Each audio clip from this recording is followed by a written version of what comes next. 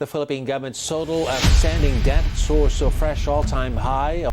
Well, the Philippine government's total outstanding debt soars to a fresh all-time high. And the Philippine government's debt balloons to a new record high in October.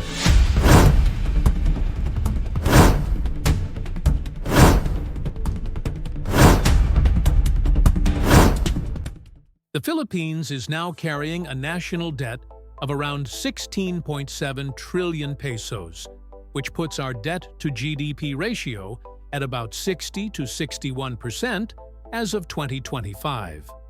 Now, before you panic, let's break it down. This number sounds huge, but context is everything. The debt-to-GDP ratio tells us how much a country owes compared to the value of what it produces in a year. And for a developing country like the Philippines, 60% is considered the soft upper limit, manageable, but it means we need to start being cautious. So, how did we get here? The biggest reason behind this rise in debt is the COVID-19 pandemic. When everything shut down in 2020, the government had no choice but to borrow money, massive amounts, to fund emergency aid programs like SAP, buy vaccines, support healthcare, and stimulate the economy. From 2019 to 2022 alone, our national debt ballooned by more than 5 trillion pesos.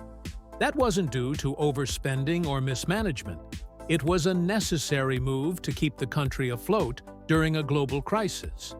But even after the pandemic, the government has continued to borrow. Why? Because we still face a budget deficit. We spend more than we earn. Projects like infrastructure, education, and healthcare require massive funding. And when tax collections aren't enough, the government fills the gap by borrowing. In 2024 alone, the Philippines borrowed 1.31 trillion pesos more, just to support ongoing programs and services. Add to that the weakening peso, which makes our foreign loans appear larger in peso terms, and the debt continues to grow. Now here's where it gets interesting. Despite this, the debt is still considered manageable. Why? Because of our growing economy. The Philippines is projected to grow at about 6 to 7% annually over the next few years. That means even if the government continues to borrow, as long as our GDP grows faster than our debt, the debt-to-GDP ratio can actually go down. In other words, the size of the economy is catching up with the size of our debt. Borrowing doesn't automatically mean something bad. The key question is, are we borrowing smart? And in many cases, the answer is yes. The government borrows to fund infrastructure, improve connectivity, invest in digital transformation, boost healthcare and education, and attract investments. These are productive forms of debt that create jobs, improve services, and help the economy grow faster. As long as that happens, the debt pays off.